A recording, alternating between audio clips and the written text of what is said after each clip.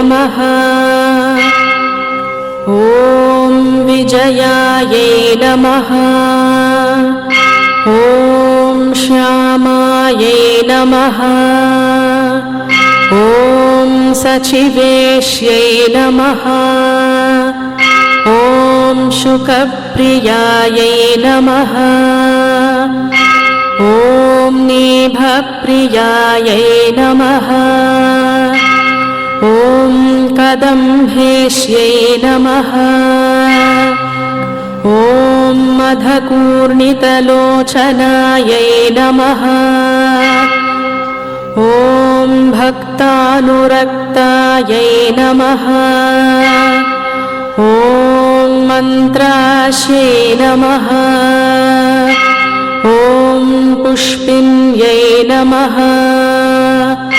ॐ मन्त्रिण्यै नमः। ॐ शिवायै नमः। ॐ कलवत्यै नमः। ॐ रक्तवस्त्रायै नमः। ॐ अभिरामायै नमः। ॐ सुमध्यमायै नमः। ॐ त्रिकोणमध्यनिलयायै नमः। ॐ चारुचन्द्रावधंसिन्यै नमः। ॐ रहःपूज्यायै नमः। ॐ रहःकेल्यै नमः। ॐ योनिरूपायै नमः। ॐ महेश्वर्यै नमः। ॐ भगप्रियायै नमः। ॐ भगाराध्यायै नमः। ॐ शुभगायै नमः। ॐ बघमालिन्यै नमः। ॐ चतुर्बाहवे नमः। ॐ सुवेण्यै नमः। ॐ चारुहासिन्यै नमः। ॐ मधुप्रियायै नमः। ॐ श्रीजनन्यै नमः। ॐ सर्वाण्यै नमः। ॐ शिवात्मिकायै नमः। ॐ राज्यलक्ष्मीप्रदायै नमः। ॐ नित्यायै नमः। ॐ नीपोध्यानवासिन्यै नमः। ॐ वीणावाधिन्यै नमः। ॐ कम्बुकण्ठ्यै नमः। ॐ कामेश्यै नमः। ॐ यज्ञरूपिण्यै नमः। ॐ सङ्गीतरसिकायै नमः। ॐ नादप्रियायै नमः। ॐ नीलोत्पलद्युत्यै नमः।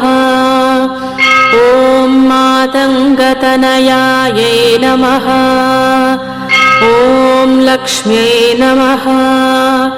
ॐ व्यापिन्यै नमः।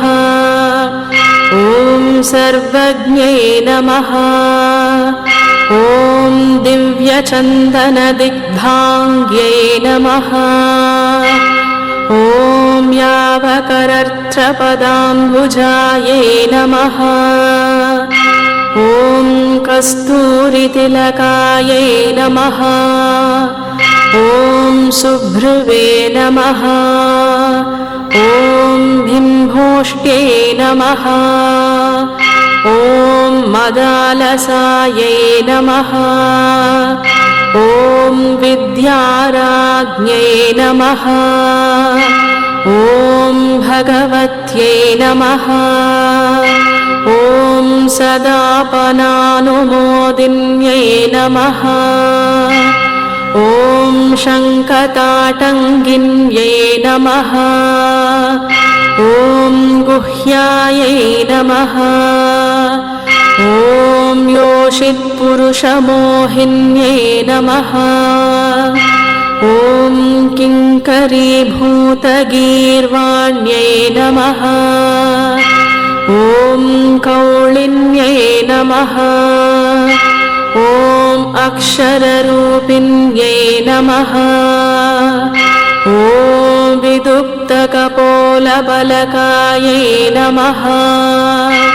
ॐ मुक्तारत्नविभूषितायै नमः।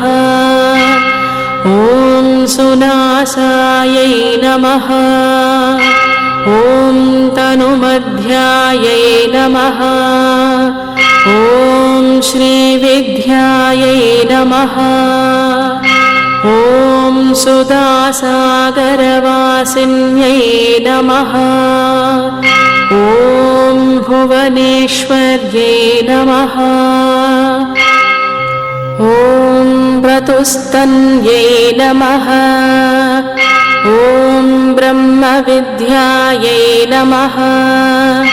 ॐ सुधासागरवासिन्यै नमः। ॐ अनवध्याङ्ग्यै नमः। ॐ यन्त्रिण्यै नमः। ॐ रतिलोलुपायै नमः। ॐ त्रैलोक्यसुन्दर्यै नमः। ॐ रम्यायै नमः। ॐ कीरधारिण्यै नमः। ॐ आत्मैकसुमुखीभूत जगदाह्लादकारिण्यै नमः। ॐ कल्पातीतायै नमः। ॐ कुण्डलिन्यै नमः। ॐ कलाधरायै नमः। ॐ मनस्विन्यै नमः। ॐ अचिन्त्यानन्दविभवायै नमः। ॐ रत्नसिंहासनेश्वर्यै नमः। ॐ पद्मासनायै नमः। ॐ कामकलायै नमः। ॐ स्वयंभूकुसुमप्रियायै नमः। ॐ कल्याण्यै नमः। ॐ नित्यपुष्पायै नमः। ॐ शाम्भव्यै नमः। ॐ सर्वविद्याप्रदायै नमः। ॐ वाच्यै नमः। ॐ गुह्योपनिषदुत्तमायै नमः। ॐ नृपवेश्यकर्यै नमः। ॐ भोक्त्र्यै नमः। ॐ जगत्प्रत्यक्षसाक्षिणे नमः। ॐ ब्रह्मविष्णवीजनन्यै नमः। ॐ सर्वसौभाग्यप्रदायिन्यै नमः। ॐ गुह्यातिगुह्यगोप्त्रै नमः। ॐ नित्यक्लिन्नायै नमः। ॐ अमृतोद्भवायै नमः। ॐ कैवल्यधात्र्यै नमः। ॐ वशिन्यै नमः। ॐ सर्वसम्पत्प्रदायिन्यै नमः। ॐ ब्रह्मविद्यायै नमः। ॐ श्यामलाम्बिकायै नमः। ॐ भवस्य देवस्य पत्न्यै नमः। ॐ सर्वस्य देवस्य पत्न्यै नमः। ॐ ईशानस्य देवस्य पत्न्यै नमः। ॐ पशुपतेर्देवस्य पत्न्यै नमः। ॐ उग्रस्य देवस्य पत्न्यै नमः। ॐ ॐ रुद्रस्य देवस्य पत्न्यै नमः ॐ भीमस्य देवस्य पत्न्यै नमः ॐ महतो देवस्य पत्न्यै नमः ॐ श्रीललिता महात्रिपुरसुन्दरी स्वरूप श्रीमीनाक्षी परमेश्वरी परदेवता अम्बिकायै नमो नमः।